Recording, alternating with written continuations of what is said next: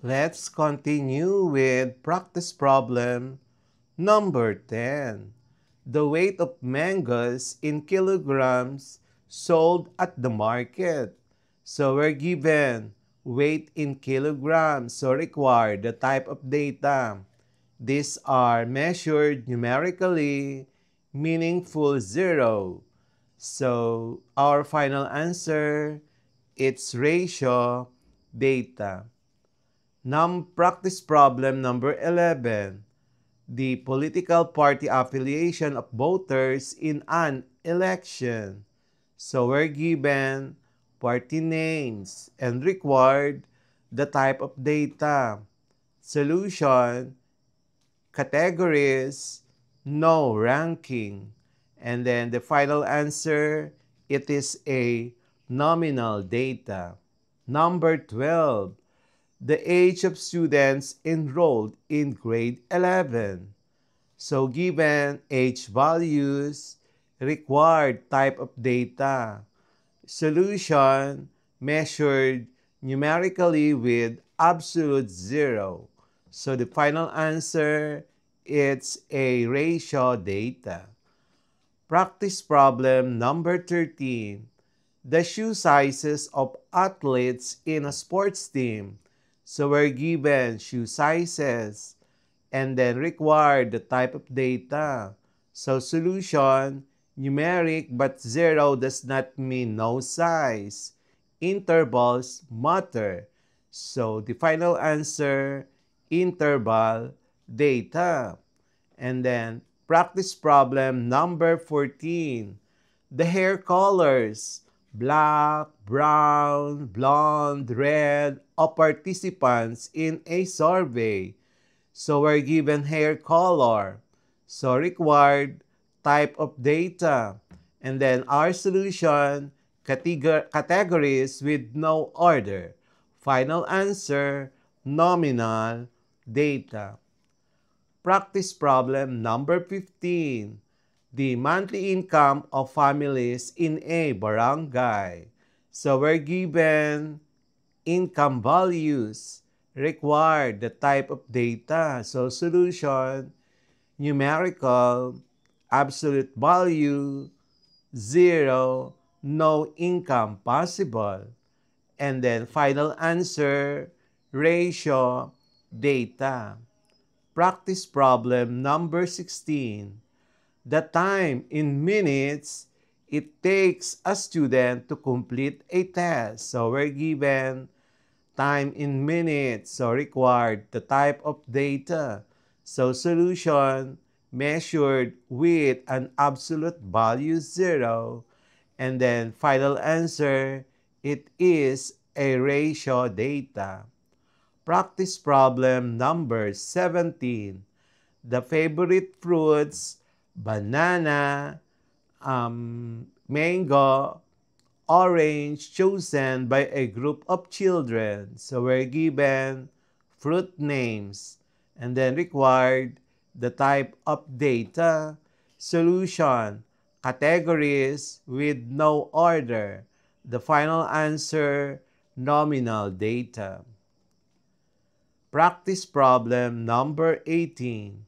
The scores of students in a 50-item quiz. So, given quiz scores, required type of data. So, solution, numerical. Zero means no score. So, the final answer, it's a ratio data. Practice problem number 19. The type of transportation, car, bus, jeepney, bicycle, used by employees. So we're given transportation modes, so required type of data. So solution, categorical, no order. So the final answer, nominal data. Practice problem number 20. The distance in kilometers between cities in a province. So we're given distance values, so required type of data. Solution, numerical, absolute zero. no distance possible. So, final answer, ratio, data. Our practice problems. The next part now is the MCQ. So this is the MCQ number 1. The grades of students in a mathematics test A, B, C, D, F represent what type of data? A. Nominal. B. Ordinal. C. Interval. D. Ratio. Number 2. The daily temperature recorded in Manila for a month of January is an example of A. Nominal. B. Ordinal. C. Interval. D. Ratio. MCQ number 3. The list of countries visited by a traveler is what type of data? A. Nominal. B. Ordinal. C. Interval. D. Ratio. Number 4. MCQ number 4. The number of cars passing through a toll gate in 1 hour is A. Nominal. B. Ordinal. C. Interval. D. Ratio. MCQ number 5. The blood type of patients in a hospital A, B, A, B, O represent A. Nominal. B. Ordinal. C. Interval. D. Ratio. MCQ number 6. The brand names of cell phones owned by students in a classroom are A. Nominal. B. Ordinal. C. Interval. D. Ratio. Practice problem MCQ number 7. The height of basketball players in centimeters is nominal. A. Nominal. B. Ordinal. C. Interval. D. Ratio. MCQ number 8. The gender, male or female, of students in a class is A. Nominal. B. Ordinal. C. Interval. D. Ratio. MCQ number 9. The number of goals scored in a football match represents A. Nominal. B. Ordinal. C. Interval. D. Ratio. MCQ number 10. The weight of mangoes in kilograms sold at the market is A. Nominal. B. Ordinal. C. Interval. D. Ratio. MCQ number 11. The political party of affiliation of voters in an election is A. Nominal. B. Ordinal. C. Interval. D. Ratio. MCQ number 12. The age of students enrolled in grade 11 represents A. Nominal. B. Ordinal. C. Interval. D. Ratio. MCQ number 13. The shoe sizes of athletes in a sports team are examples of A. Nominal. B. Ordinal. C. Interval. D. Ratio. MCQ number 14. The hair colors, black, brown, blonde, red, of participants in a survey are A. Nominal. B. Ordinal. C. Interval. D. Ratio. MCQ number 15. The monthly income of families in a barangay is A. Nominal. B. Ordinal. C. Interval. D. Ratio. MCQ number 16. The time in minutes it takes a student to complete a test is A. Nominal. B. Ordinal, C. Interval, D. Ratio. MCQ number 17. The favorite fruits, apple, banana, mango, orange, chosen by a group of children represent A. Nominal, B. Ordinal, C. Interval, D. Ratio. MCQ number 18.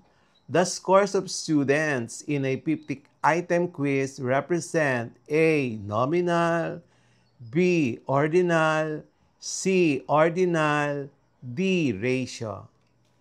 MCQ number 19.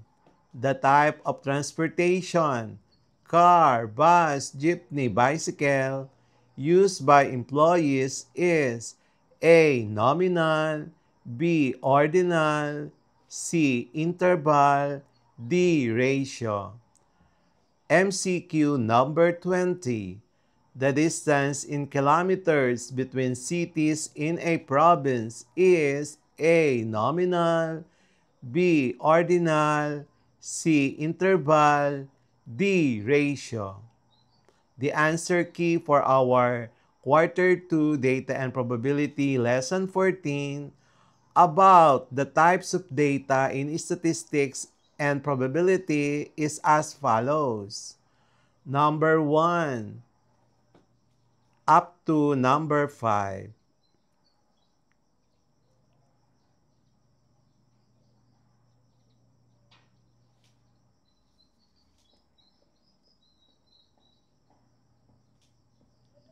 Let's proceed now with from number 6 to number 10.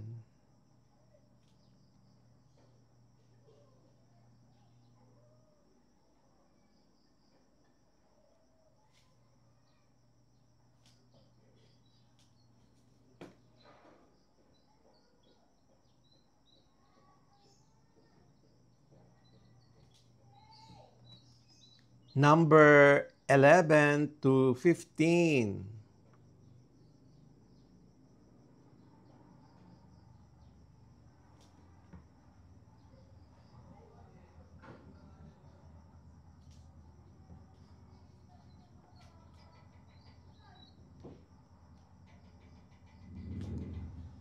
Number 16 to 20.